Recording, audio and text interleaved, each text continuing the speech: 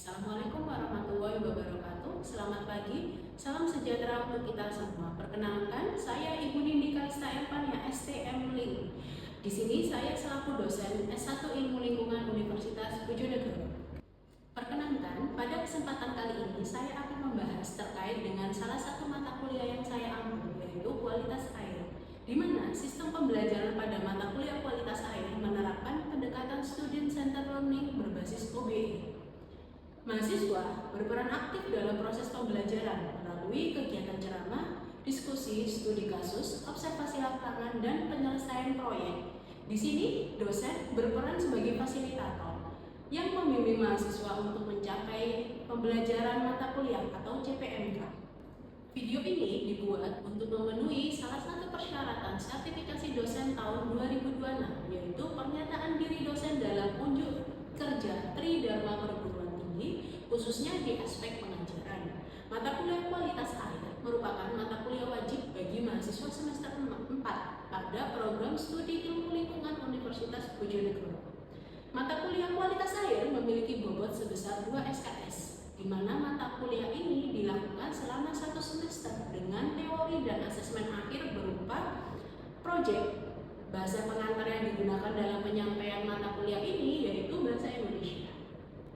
Mata kuliah kualitas air bertujuan untuk membekali mahasiswa dengan pengetahuan, keterampilan, dan sikap dalam memahami karakteristik kualitas air, melakukan pemantauan dan kualitas air, menentukan status mutu air, serta merancang upaya pengendalian pencemaran air sesuai dengan prinsip pengelolaan lingkungan secara berkelanjutan.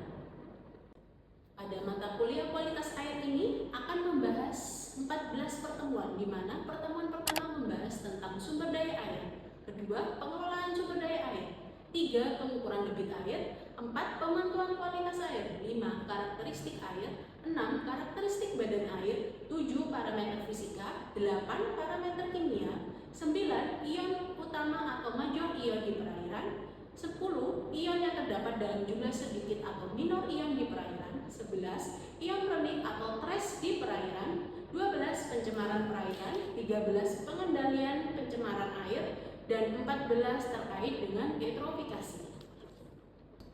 Capaian pembelajaran lulusan atau CPL program studi ilmu lingkungan yang dibebankan pada mata kuliah ini diantaranya CPL 2 mampu mengaplikasikan bidang keilmuan lingkungan dan memanfaatkan teknologi untuk dapat mengatasi permasalahan lingkungan. Ada CPL 3 menguasai konsep teoritis, pengetahuan ilmu lingkungan, dan proses teoritis secara khusus sebagai penciri program studi secara mendalam, serta mampu memformulasikan penyelesaian masalah secara prosedur. Selanjutnya, untuk capaian pembelajaran mata kuliah atau CPMK pada akhir perkuliahan ini ada 4, yaitu 1. Mampu menjelaskan tentang sumber daya air, 2. Mampu menjelaskan tentang debit air, 3. Mampu menjelaskan tentang air, 4. Mampu menjelaskan tentang pencemaran air. Di mana referensi yang digunakan pada mata kuliah kualitas air ini beragam, tetapi referensi utama dalam mata kuliah ini mengacu pada buku ajar kualitas air yang telah dirancang dan disusun sesuai dengan RPS selama 1 semester. Di samping itu, masih ada daftar beberapa sumber pustaka pendukung lainnya yang diajarkan sesuai dengan referensi pada mata kuliah ini. Sistem pembelajaran pada mata kuliah kualitas air dilaksanakan secara sinkronus dan asinkronus dengan menggunakan metode pembelajaran aktif yang mengutamakan peran dan keaktifan mahasiswa dalam proses pembelajarannya. Bentuk perkuliahan sinkronus dilakukan secara tatap muka di dalam ruang kelas, sedangkan untuk perkuliahan asinkronus kami memanfaatkan WA Group untuk memfasilitasi mahasiswa dalam berdiskusi perihal mata kuliah kualitas air dan penugasan secara mandiri maupun kelompok. Pembelajaran mata kuliah kualitas air ini dilaksanakan selama 16 pekan dengan 7 pekan pemaparan materi dan tugas. Kemudian UTS dilaksanakan pada minggu ke-8, sedangkan minggu ke-9 sampai ke-15 kembali pemaparan materi dan kuis. Dan untuk UAS dilaksanakan pada minggu ke-16.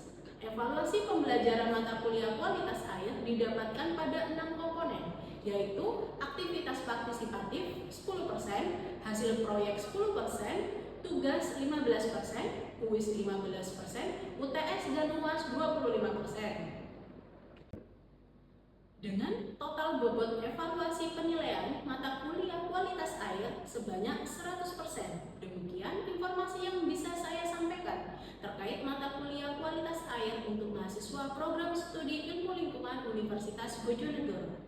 Berikutnya merupakan cuplikan dari proses pembelajaran yang telah dilaksanakan secara sinkronus tatap muka di ruang kelas. Selamat menyaksikan. Oke, assalamualaikum warahmatullahi wabarakatuh. Waalaikumsalam warahmatullahi wabarakatuh. Selamat pagi semuanya. Pagi. Gimana kabarnya hari ini? Oke. Sebelum kita memulai perkuliahan hari ini, masuk semua atau ada yang tidak masuk? Masuk. Nah, oke.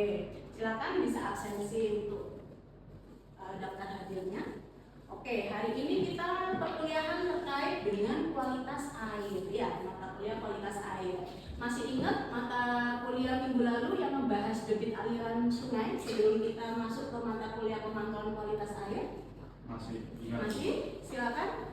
Saya kasih pertanyaan ya. Kira-kira masih ingat nggak pengukuran debit aliran itu seperti apa? Saya Bu. Oke, silakan Bu dijawab. Untuk mengukur kualitas debit air sendiri juga harus dilakukan beberapa parameter Bu. Contohnya seperti kedalaman sungai, panjang sungai, lebar sungai, dan arus sungai. Oke, jadi benar ya yang disampaikan Bu tadi. Jadi untuk mengukur kedalaman atau debit aliran sungai itu harus ada beberapa hal yang harus kita lakukan. Yang pertama, kita harus mengukur panjang sungainya terlebih dahulu. Terus nanti kita mengukur lebar sungai, terus habis itu kedalaman, dan yang penting harus melakukan pengukuran arus sungainya berapa sehingga nanti kita bisa ketemu nilai dari debit aliran sungai. Kira-kira ada yang tahu nggak kenapa debit aliran sungai itu harus kita ukur? Saya Bu. Oke, silakan Naisila dijawab. Oke, menghitung debit aliran sungai itu sangat penting karena agar kita juga tahu kadar oksigen di dalamnya itu berapa, tinggi atau rendahnya kadar oksigennya dari dalam.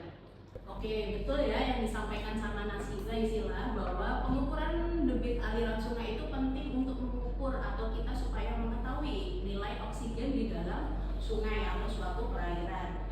Kalau gitu kita next untuk materi di pertemuan kita keempat yaitu pemantauan kualitas air. Nah, di pemantauan kualitas air ini ada beberapa hal yang harus kalian ketahui. Yang pertama terkait kenapa air itu kenapa penting, kenapa air harus dilakukan pemantauan. Ada yang tahu nggak? Saya Bu. Silakan Andri. Mengapa air itu dipantau? Untuk mengetahui air itu tercemar atau tidak. Ya betul. Nah, kita harus melakukan pemantauan kualitas air supaya kita mengetahui air yang ada di bumi kita itu tercemar atau tidak. Karena apa? Air itu kebutuhan yang sangat vital bagi makhluk hidup, bukan hanya manusia saja. Di mana air itu dipakai untuk kebutuhan apa saja? Pertanian, industri, domestik, terus apalagi makhluk hidup juga, tumbuhan juga, semuanya butuh air. Nah, sumber daya air ini sangat vital dan rentan karena air ini merupakan hal yang benar-benar penting dalam kehidupan kita. Salah satunya air dipakai untuk kebutuhan bagi makhluk hidup, terus kebutuhan multisektoral yang seperti kalian sebutkan tadi, dari kegiatan pertanian, industri, terus sanitasi, bahkan untuk kegiatan domestik. Selain itu, air ini juga sebagai keseimbangan ekosistem karena air juga dibutuhkan oleh tumbuhan dan makhluk hidup. Ya, contohnya kayak hewan, ya. Terus ada pengelolaan secara berkelanjutan juga karena air ini nilainya vital sehingga kita perlu melakukan pengelolaan. Pengelolaannya itu hal yang bisa kita lakukan macam-macam, banyak hal yang bisa kita lakukan. Salah satunya apa kira-kira? Filtrasi, terus koagulasi, banyak macamnya yang bisa kita lakukan untuk melakukan pengelolaan air. Nah, selanjutnya kita akan bahas terkait dengan penggolongan air, di mana air itu digolongkan dari sumbernya dan kualitasnya. Kalau dari sumbernya mungkin kalian sudah pada tahu ya, air ada yang dari mana saja? Air hujan, air permukaan, air tanah, dan air laut. Nah, kalau air tanah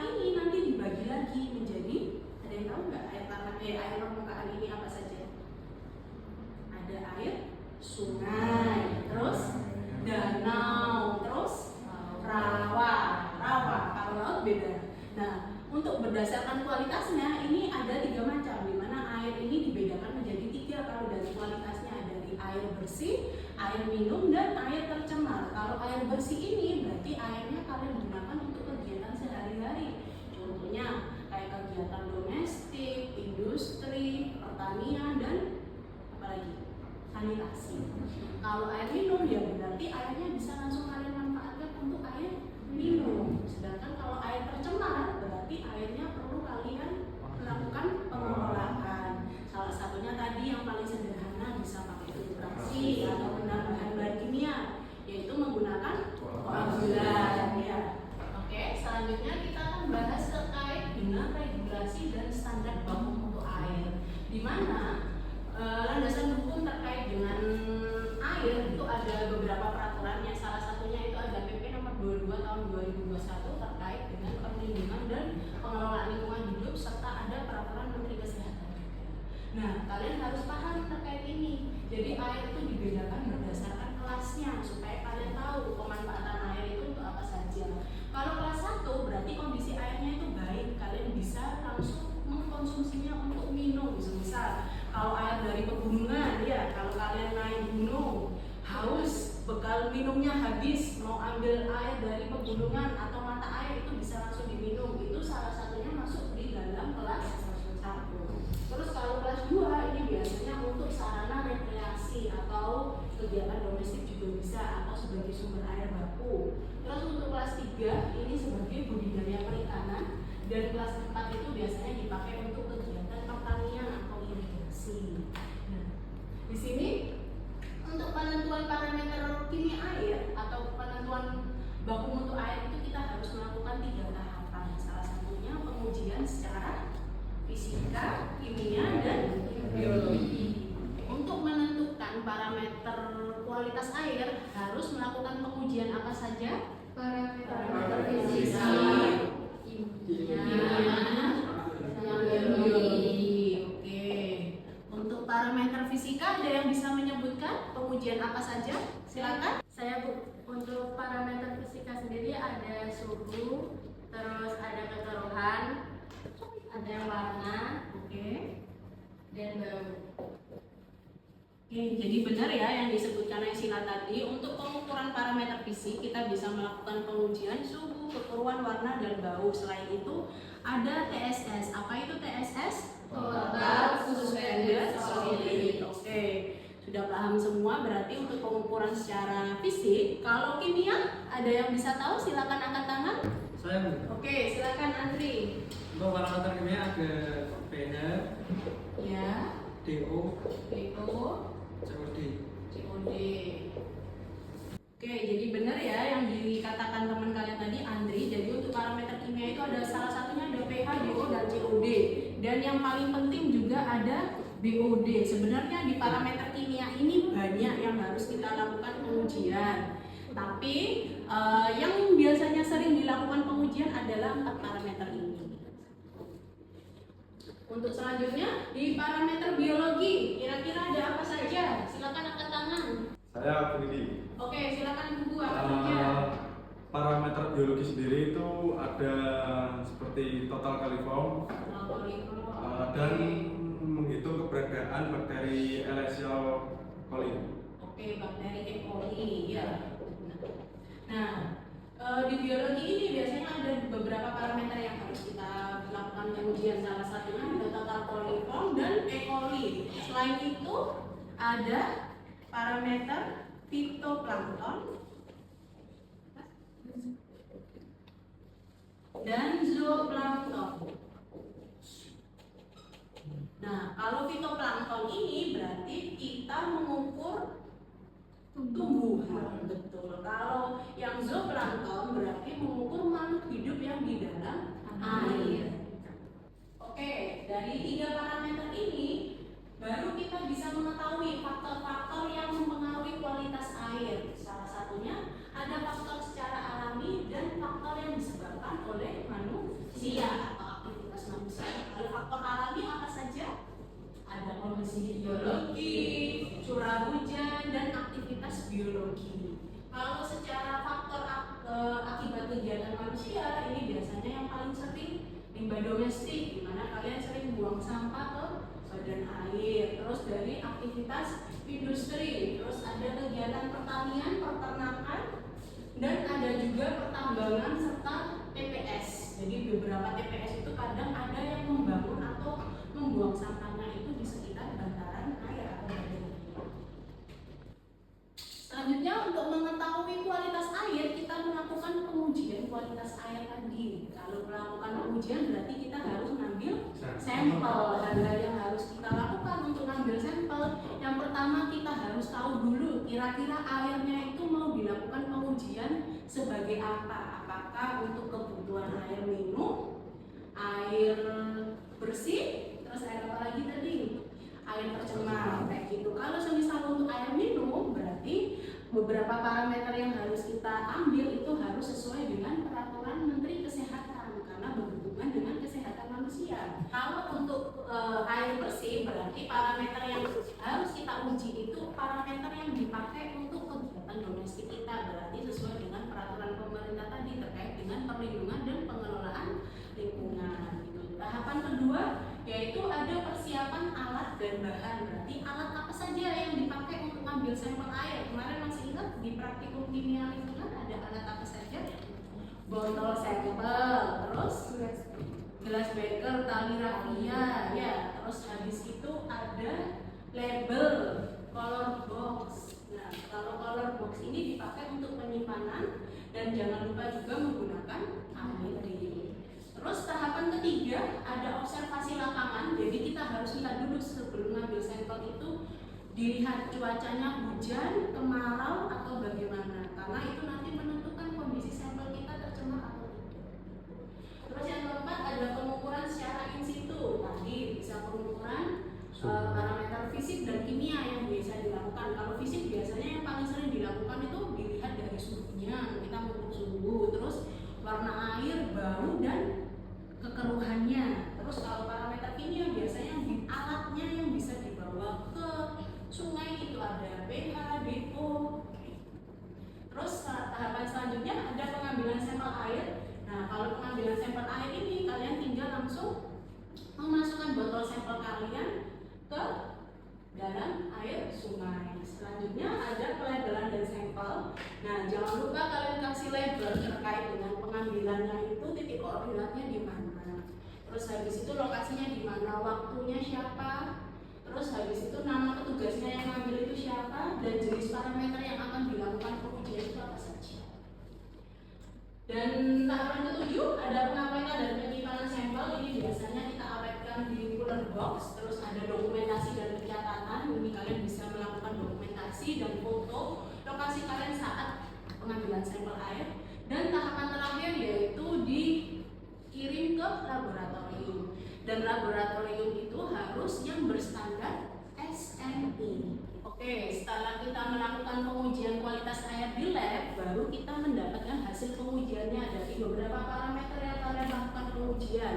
Setelah itu kalian baru bisa menentukan status mutu airnya, dilihat dari beberapa metode. Kalau di sini perhitungan status mutu air itu ada 3 metode. Yang pertama ada indeks pencemaran, yang kedua ada metode storage, dan yang ketiga ada WTE. Di mana WTE, storage dan IP itu kategori indeksnya atau kualitas airnya itu berbeda-beda. Ada yang menentukan tercemar berat, sedang, ringan, bahkan tercemar.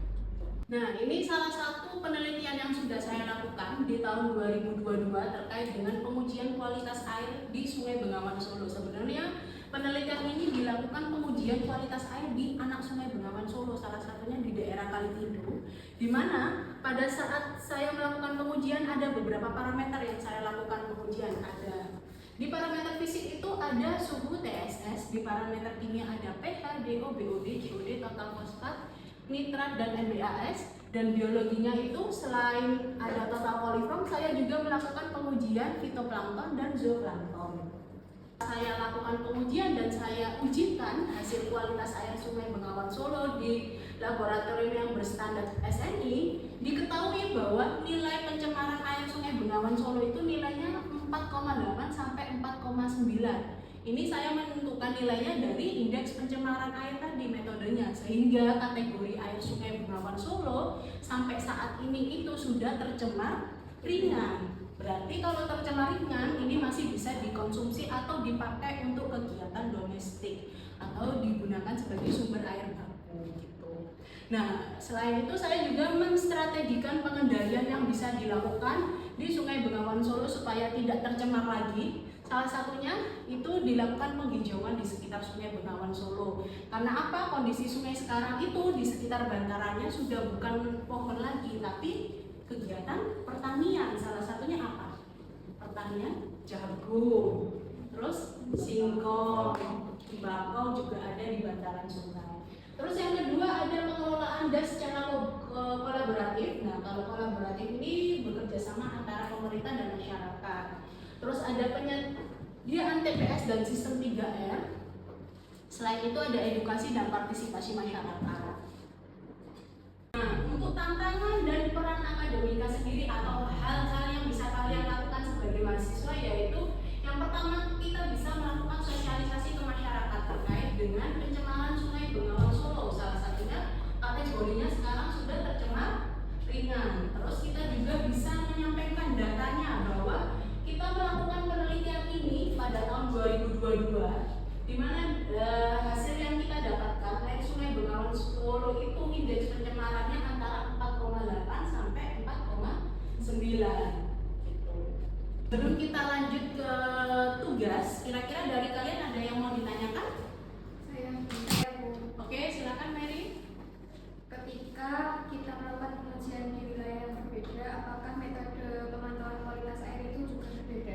Iya, jawabannya iya. Kenapa? Karena metode pemantauan kualitas air itu kan tadi ada 3 ya, indeks pencemaran, storage, sama BKI. Di mana parameter ini dilakukan pengujian itu sesuai dengan kondisi sungainya masing-masing. Semisal kayak Sungai Bengawan Solo tadi kan tercemar ringan. Berarti metode yang bisa kita gunakan itu menggunakan indeks pencemaran.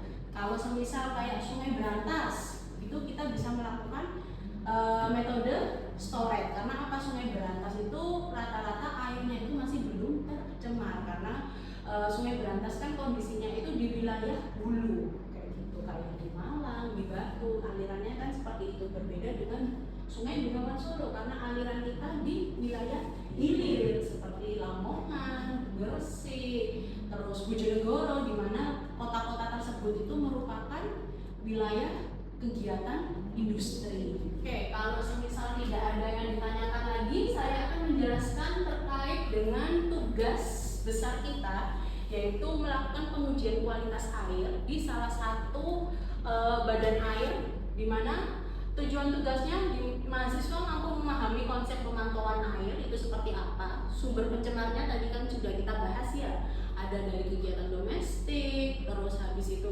pertanian. Terus yang ketiga menganalisis parameter air dan merekomendasikan kira-kira pengendaliannya itu apa saja. Terus untuk instruksi tugas dan identitas lokasinya, kalian bisa bebas memilih lokasi kalian mau mengerjakan tugas kalian. Boleh di sungai, boleh di embung, boleh di waduk irigasi atau danau. Setelah itu kalian bisa deskripsikan kondisi existingnya atau kondisi wilayahnya itu seperti apa. Mulai dari dilihat dari semisal dari bau airnya, dari warna air, kekeruhan, terus alirannya seperti apa, dan aktivitas masyarakat yang di sana itu paling banyak apa. Misal kalian, Bu, saya tertarik melakukan pengujian kualitas air di Sungai Bengawan Solo karena di sana banyak kegiatan domestik dan industri. Boleh. Terus setelah itu kalian bisa mengidentifikasikan sumbernya itu dari mana saja. Terus kalian bisa melakukan juga parameter kualitas airnya nanti menggunakan alat yang ada di lab kita. Bisa pakai DO, termometer, pH meter, TDS meter, alat lain juga banyak. Terus setelah semuanya dilakukan, baru kalian memberikan rekomendasinya. Kira-kira yang cocok itu apa rekomendasi pengendalian sungainya. Oke, untuk format pembuatan laporannya itu ada cover, pendahuluan, metodenya itu alat yang kalian gunakan apa saja, sama cara kerja serta parameter yang kalian uji itu, terus hasilnya seperti apa. Setelah dari hasil kalian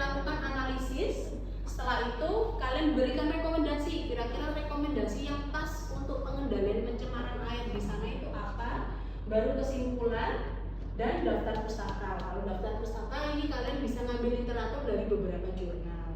Untuk maksimal batas halamannya maksimal 8 halaman dan minimal 5 halaman. Dari tugasnya ada yang ditanyakan atau ada yang masih kurang paham? Cukup? Oke, kalau cukup sampai ketemu di minggu depan di pertemuan kuliah kualitas air. Saya akhiri. Wassalamualaikum warahmatullahi wabarakatuh. Waalaikumsalam warahmatullahi wabarakatuh. Terima kasih Terima kasih, Bu. Demikian cuplikan proses pembelajaran pada mata kuliah kualitas air yang telah saya ampu. Semoga dapat memberikan gambaran terkait dengan kinerja pengajaran yang telah saya lakukan pada mata kuliah kualitas air di program studi ilmu lingkungan Universitas Bojonegoro. Saya mengucapkan terima kasih kepada seluruh pihak yang terlibat, yaitu Kementerian Pendidikan Sains dan Teknologi LL Dikti Wilayah 7, serta seluruh tim sertifikasi dosen tahun 2026. Tidak lupa juga, saya mengucapkan terima kasih kepada Universitas Bojonegoro, seluruh jajaran pimpinan, rekan sejawat, dan rekan-rekan mahasiswa. Demikian yang bisa saya sampaikan. Mohon maaf apabila terdapat kekurangan dan kesalahan pada saat proses pembuatan video ini. Sekian dan terima kasih. Wassalamualaikum warahmatullahi wabarakatuh.